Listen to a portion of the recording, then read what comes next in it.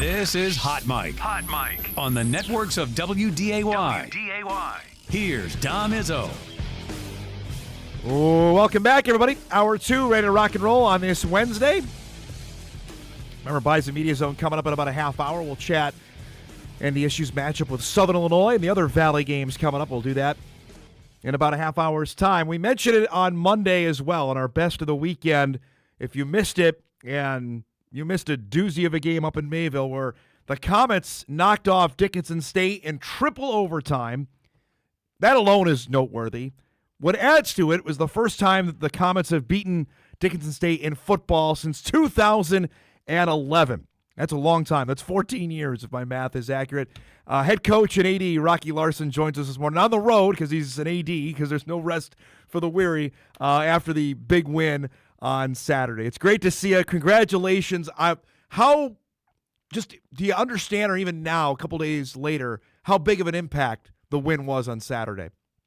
Yeah, I think you have a pretty good understanding when you walk off the field and your phone's blowing up with donors, friends, family, and you sit and enjoy it for 24 hours. But we're also not naive to the fact that the Valley City Vikings are sitting on deck, who I think you and I had a similar conversation about last year, that we knocked them off. And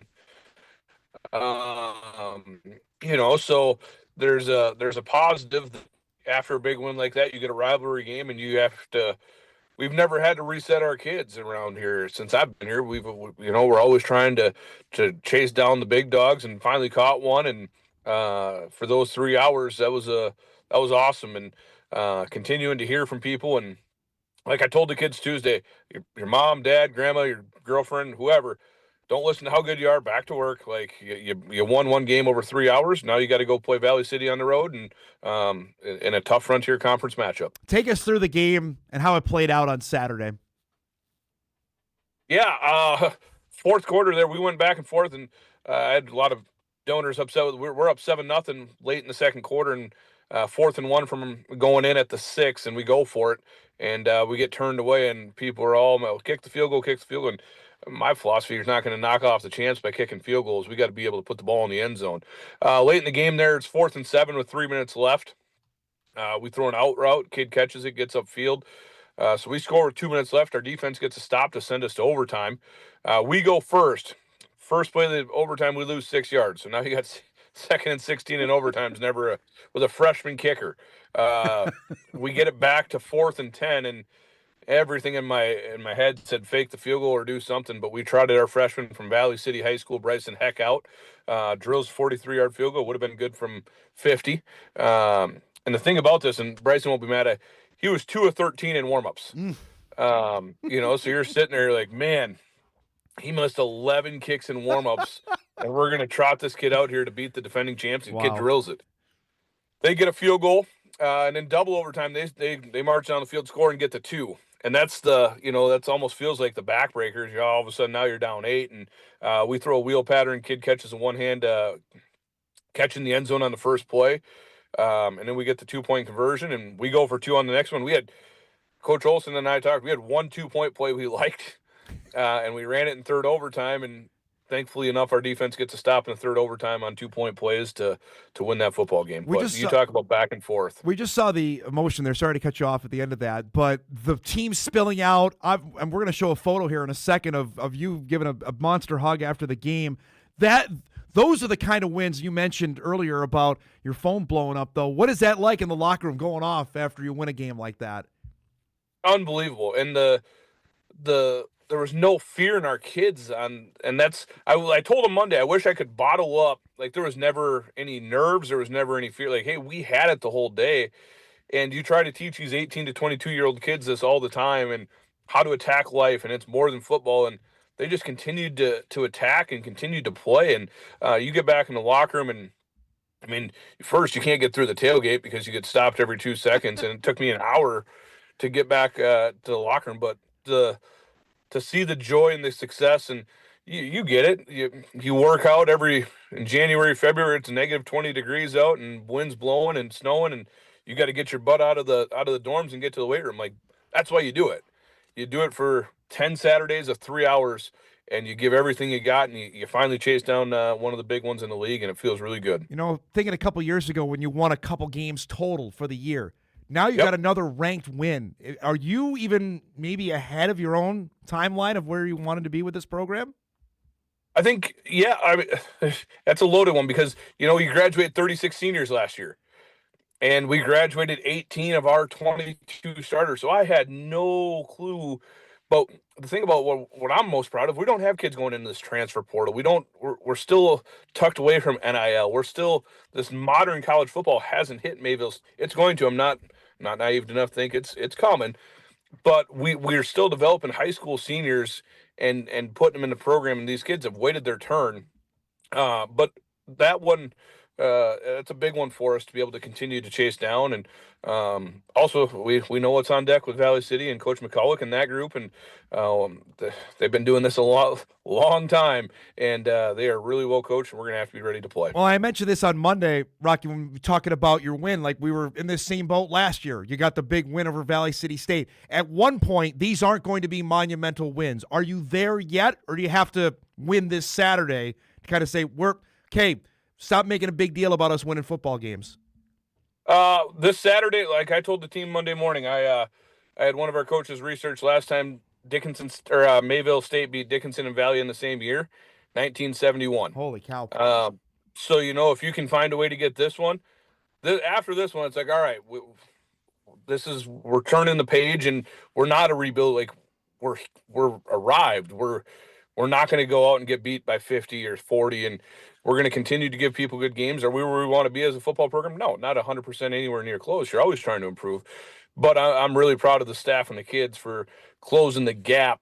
But this next one, we understand it's been a long time since Mayville State has beaten both of the North Dakota schools. We got a photo here after the game. You hugging one of your assistants. Tell me about this moment on the sideline and what that meant to you.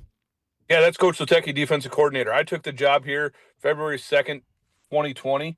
I told Coach Latecki we're going to sunny North Dakota, and you're getting in the car with me. You really don't have a choice. And I was smart enough, Dom, to drive up at 6 p.m. from Wisconsin, so it was dark out. And I said, all the town lights are out. There's a lot of stuff going on, and kidnapped him. And he's been our defense coordinator with me since the day I took this job. And he's been by my side. He's our associate head coach. When I'm away, he's running it. So to be able to chase as long as we have and finally catch one, and it's a validity that we're doing things right. You're doing it right by recruiting local kids. You're doing it right with the administration and President Van Horn's support. Like, that's it validifies everything you do for those 3 hours. So we have not had a chance to chat since the road trip to California. We talked about it in the preseason. How did it go, and what was the experience like? Well, we arrive in California. Everyone gets out there just fine. We show up to pick up our first meal, and they forgot about us. So in and out, bless their heart for getting us 200 or 400 double-doubles ready to feed our kids. We go out and play a late-night game, and we sleepwalk through the first half and come back and win that game down 10 at half. And then we get our quarterback breaks his arm. They're debating if he should go into surgery or not. We say, we'll put him on the plane, get him surgery. He had surgery back here. We get to the airport the next day, and our starting tailback doesn't have a driver's license, anything like that. He's flown his whole life. He has a birth certificate. And TSA agent tells him, hey, you can't fly. And he's like, why? He's like, well, you didn't know your neighbor. He's like, well, I live in the dorms. I don't know my neighbors. I just moved to Mayville. So two coaches, without me even saying anything, Scott Olson and Nick Fleslin, rent a car at Enterprise and make the 25-hour journey back to get ready for homecoming. So unbelievable story we'll be able to tell for years. When you have that, right, I guess, does that make it worth? You won the game, so I guess that makes it a little bit more worthwhile. But now that you've gone through, the Arizona team came out and played you guys a couple weeks ago. Now that you've gone through it, do you think, all right, this is going to work? We've learned a lot about how we're going to travel going forward. We tried to fly commercial. I don't know if that's the right idea. I've already talked about we got to start chartering, but I'll tell you right now, it's really fun to play different people that we've never seen before. Yeah. Like, I've never been to Northern California. Our kids, we took them to a minor league baseball game. The educational experience with it, is it sustainable? I think so. Is it sustainable the next 20 years? We'll see. Yeah. But for the short-term future, And again, we still get to play Valley City, Dickinson, Dakota State. Like, we still have that. We just have those two outlier crossover games. You were telling me when you head west out to Montana, you got a special stop to practice at later this season? Yeah, oh yeah. We're going out in a couple weeks here to Montana Tech and Butte, and happen to be on the way. One of our big donors and longtime friend of yours, Mike Zier, said, "Hey, you're stopping to practice at Beach." He said he was going to barbecue us. And I was like, "All right, we're fired up." So we got him some Mayville stuff, and he's one of my best friends on Twitter, and we talk all the time. And we're just lucky to have a guy like him to support you, and he'll tell you what we did wrong and tell you what you did right. So I don't even have to watch a film sometimes. Well, first off, he'll reach out on Twitter whether you like it or not. There's no doubt about that. But to have, I guess my larger point is to connect with more alums like you were talking about after the game. A win like that this past Saturday, does that bring more even out of the woodwork to say, come pay attention to us. We're doing something right here. Yeah, and the crazy, I was telling my wife, I had 27 numbers that I have over 6,000 contacts in my phone. I had 27 numbers that I didn't even have saved in my phone reach out, or it was a first text or calls. So it's like, to be able to, they had to reach out to get my number from somewhere, and felt the need to reach out and congratulate us on that win. Yep. And that's a pretty cool deal, and pretty cool for not only Mayville State football, not only us, but the community and the campus who have supported us through some of the really dark years. So those are really cool. We got to give some love back to your kicker. Tell me about when you visited after the game. What was your conversation like afterwards? I didn't know what to say. Like, we were sitting in the end zone meeting, and how do you address the kids? And the first thing I say is, "Where's Bryson Heck? Stand up." I said, "Give it up for that." I mean, a freshman kicker who was playing high school baseball 4 months ago comes in and hits that kick in that moment. And I don't even know if he knew. That's the nice thing about these freshmen. They don't know any better. They're just going to go do what you tell them to do. And but unbelievable kick. And that's pretty cool from a kid from Valley City High School to come in and hit that kick for us. Describe now, you mentioned what Valley City State brings to the table, knowing full well what kind of program they are. Yeah, they're good they're unbelievable on defense. And it's I mean, you obviously are good friends with Coach Olson. His kid plays at Valley City. Yep. Coach Olson is now the offensive coordinator, so it's been kind of fun to see if Riley gets on the field and when he gets on the field, how we're going to attack him. So there's a lot of layers to this one, and we split the series 1-1 last year. Coach McCulloch is unbelievable football coach, and he's been doing it forever. And Coach Horner, they get that defense to play incredibly hard. So we're going to have to be ready.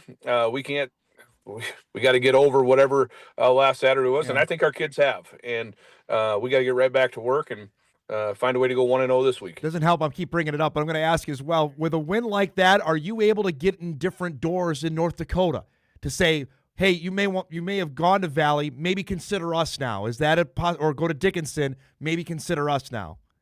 It's part of our recruiting talk, that's for sure. We'll find out. We'll hit the road here in 3 or 4 weeks. The one thing I would say, no matter what, the last 6 years since I've been here, our mission's been to build locally, build within 200 miles.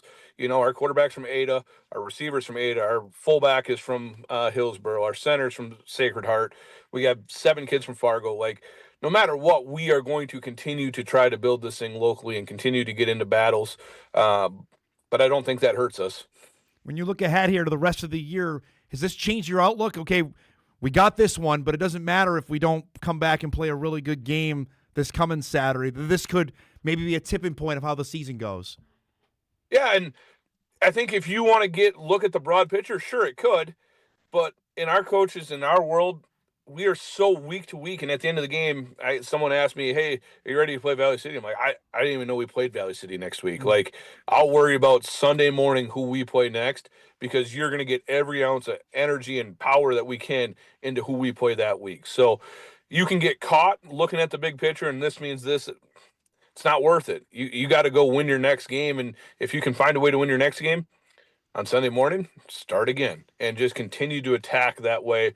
And that's been what we've done here the last 6 years. I know you got to get to the golf course. He's not playing golf. He's watching his Mayville State. That's the thing of juggling this, which we've talked about this before. You're not only in the middle of the season, you got AD duties you got to worry about.